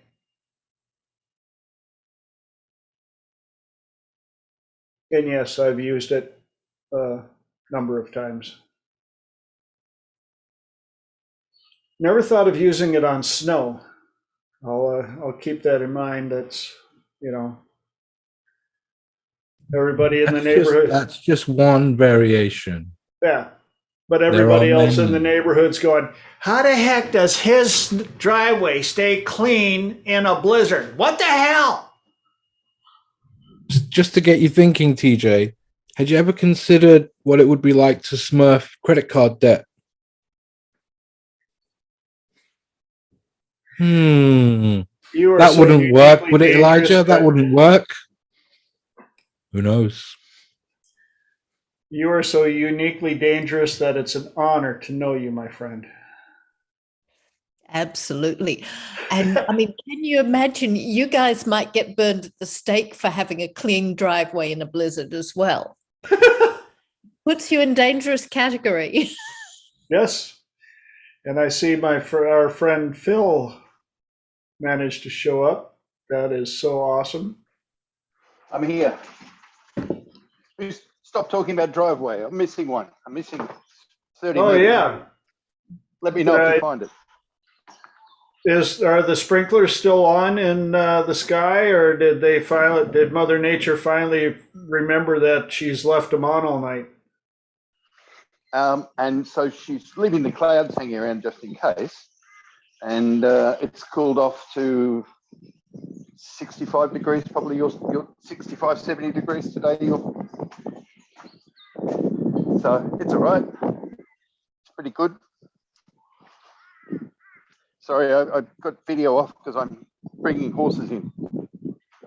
What are we going to do with you, Phil? I know, but you can't ride these. They're a little bit smaller. I'll show you.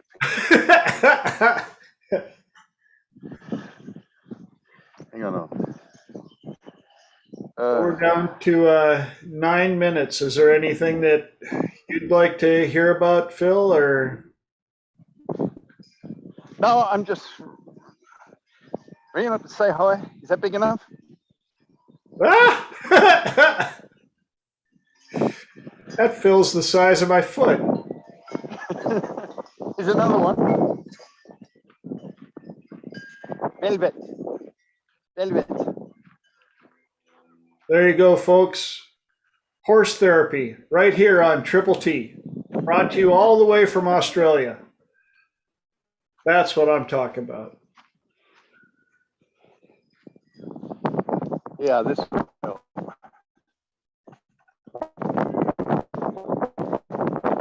This is the horse therapy horse.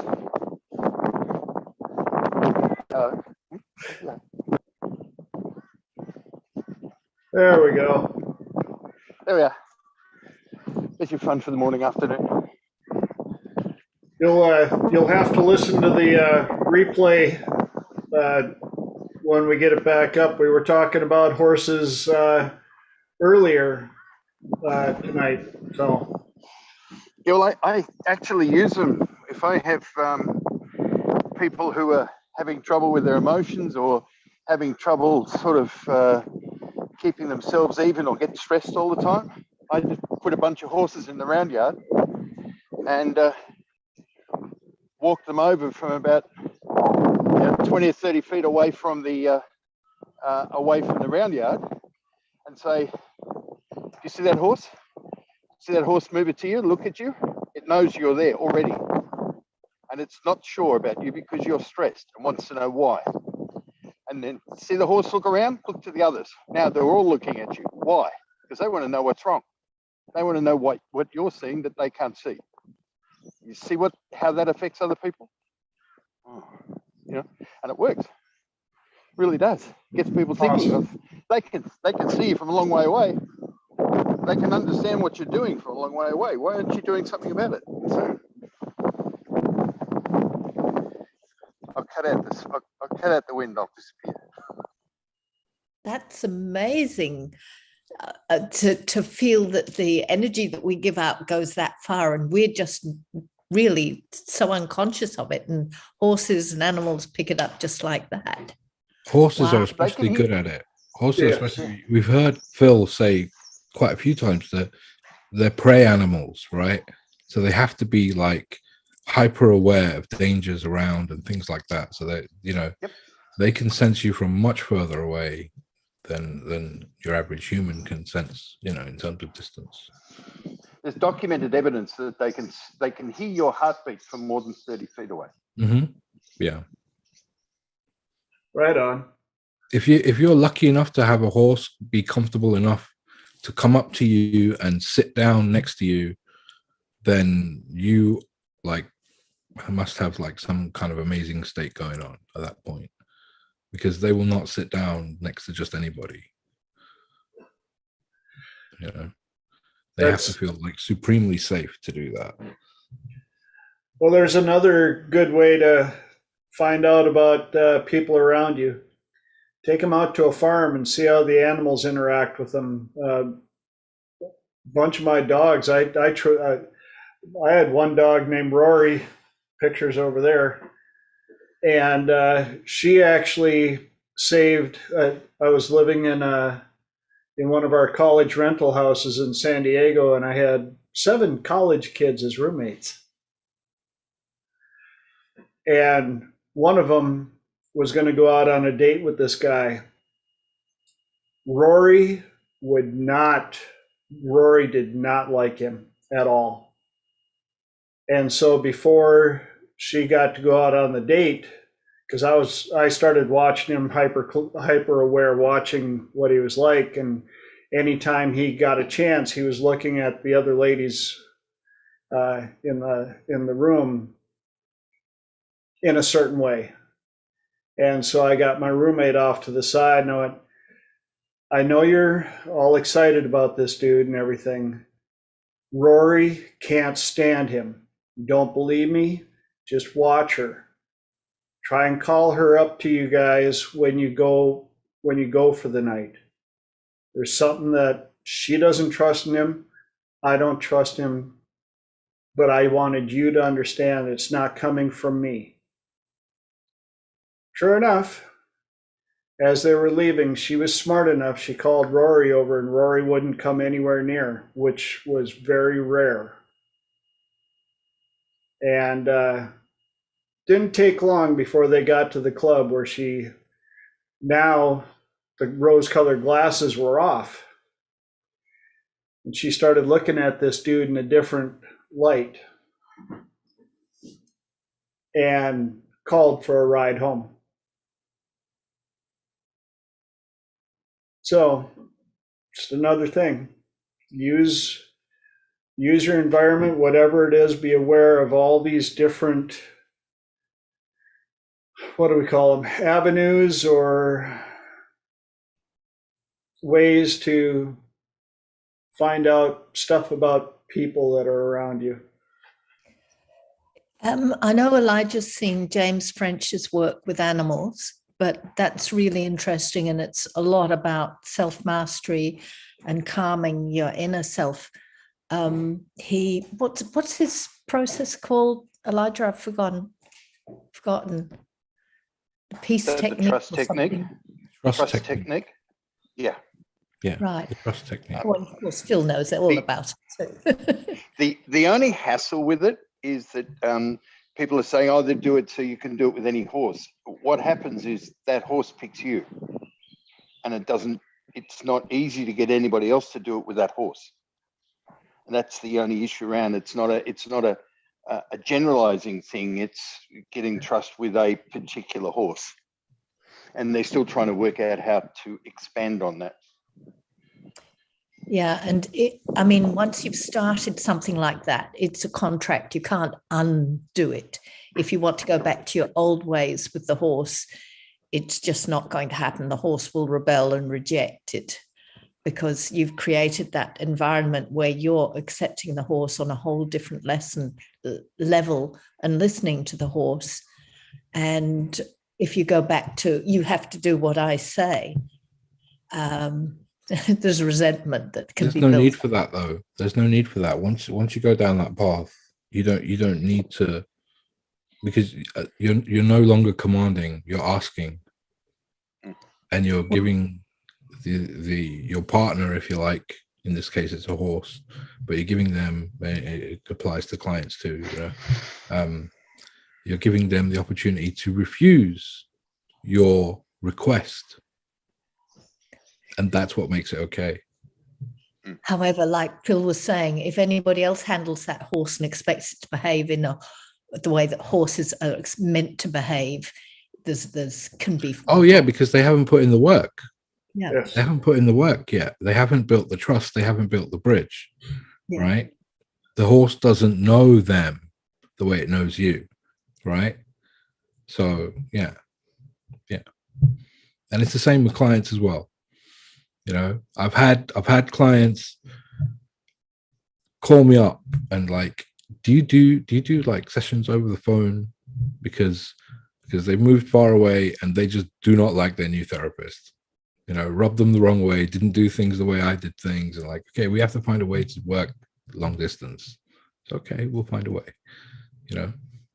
It's partly to do with what you get used to. It's partly to do with trusting where you've had success already, but ultimately it's the same thing.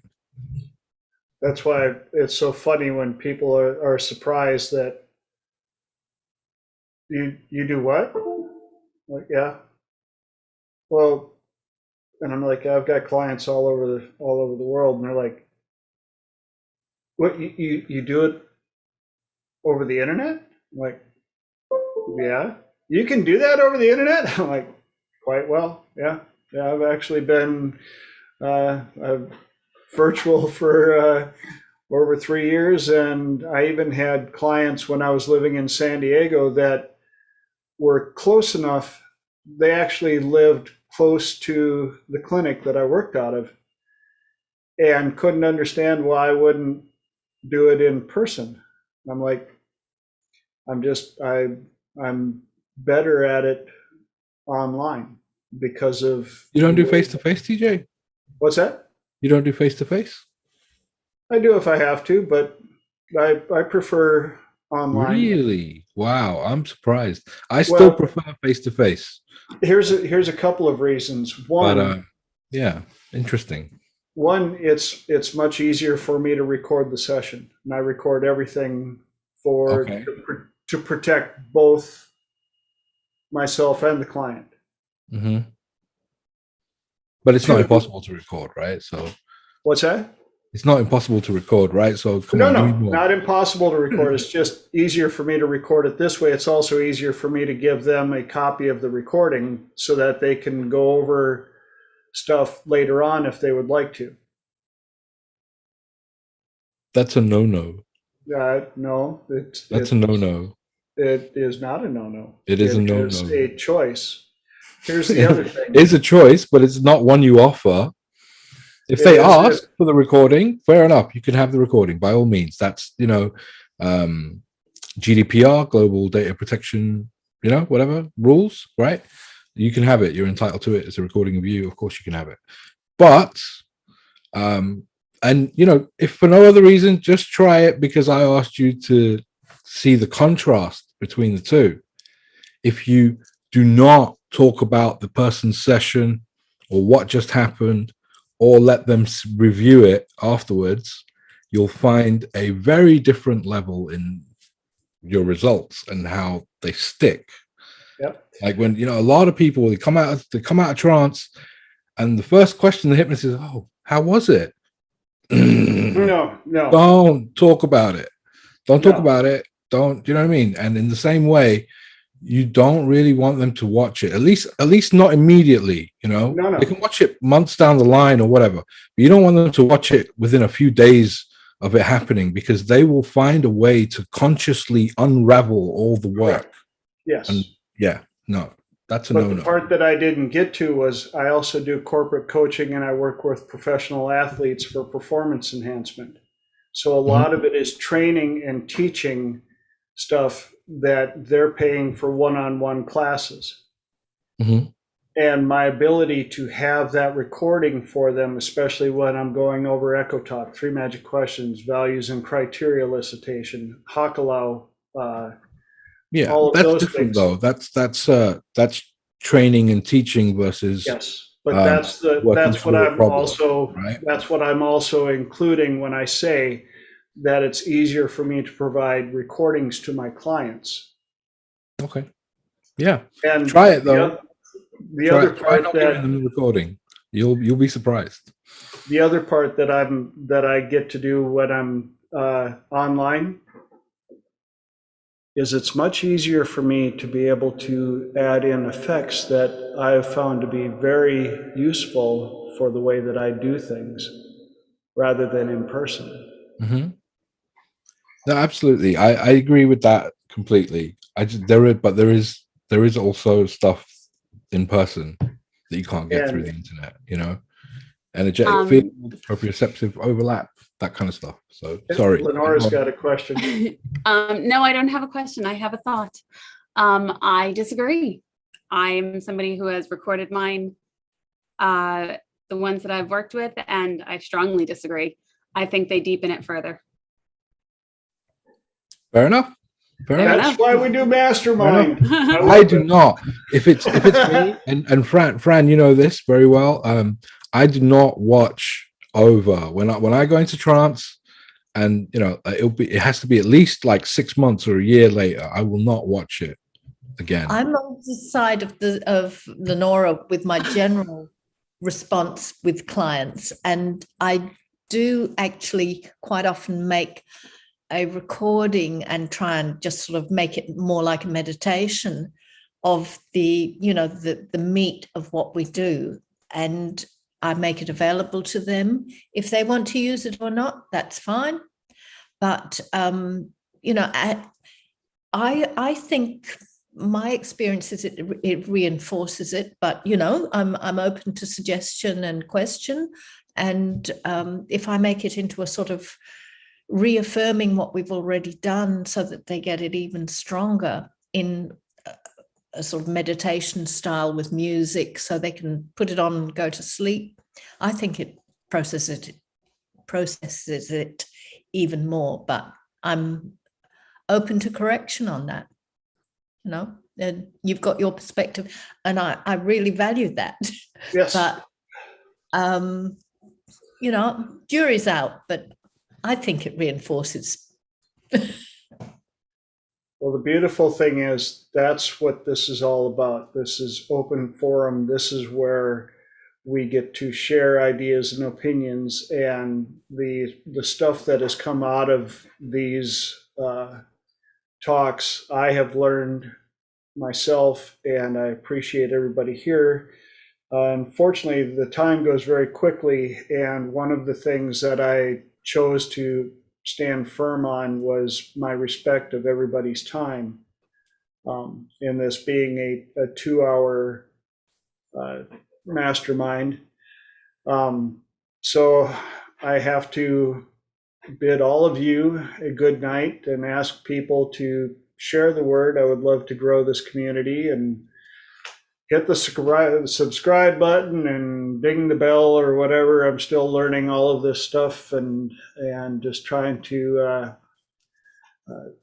share what we have so that more people can benefit from what we have come across, this beautiful information and communication skills. But with that, I want to again let all of you know that I adore you. Truly, truly, truly. I appreciate your friendship and your support and your input and your stories, and for you listening to me for the first hour or longer. And I appreciate you all. You have a good night. See you back here in 7. And Elijah, before we go, I want to make sure I suffer from hypnotist disease. No, here, like severely, yes. That's why it's not healthy for me to watch it over too quickly after it happens. Perhaps I thought everyone was like that, because I am. I will for sure try it the other way and see the results from that. Coming from somebody who also has a monstrous case of hypnotist disease, and for those of you that have no idea what that is, that's those of us that if somebody's trying to work on us and they're trying to put us in trance and stuff, we're the ones that are sitting there going, I wonder if this is working. Oh, that was good. Oh, I'm gonna have to remember that one. Oh, I think they're better than I am. Are they better than? Oh, they're really good. Oh yeah, that I definitely got to try that. Yeah, that's not working on me at all. No, no. But I'll help correct them when they bring me out of trance, and we'll get that cleared up, because I've got some really good ideas for them, and Yeah, that's hypnotist disease. Am I right, Elijah? Mine's not quite as vocal, but yeah, I'm definitely listening to what's being said. I am monitoring for bad suggestions so I can reject them. What? And yeah, it's very hard. There was a couple people who managed to get me through it really well and really eloquently. And maybe if you tune in next week, I'll share that with you guys, because TJ has stuff to do. We all do. So, yeah. All right. You're not the only one that has that, mate. I have. I have it all the time. I think there's a good portion of us. So that's something, TJ, for next week, I think. Let's talk hypnotist disease a little bit. Yeah, because we're over on time, and I hate to be the strong one, but yes, I will actually, I'm going to, before the squirrels take that away from me, hypnotist disease.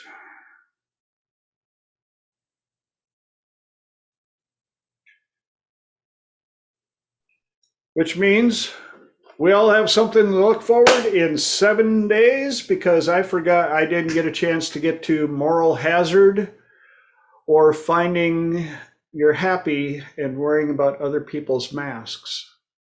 So, see you in 7. Love you all. Have a great night. Bye-bye. Thanks, TJ. Matt. Yeah, I'm interested in that Smurfing thing. It's the first time ever I've heard about it.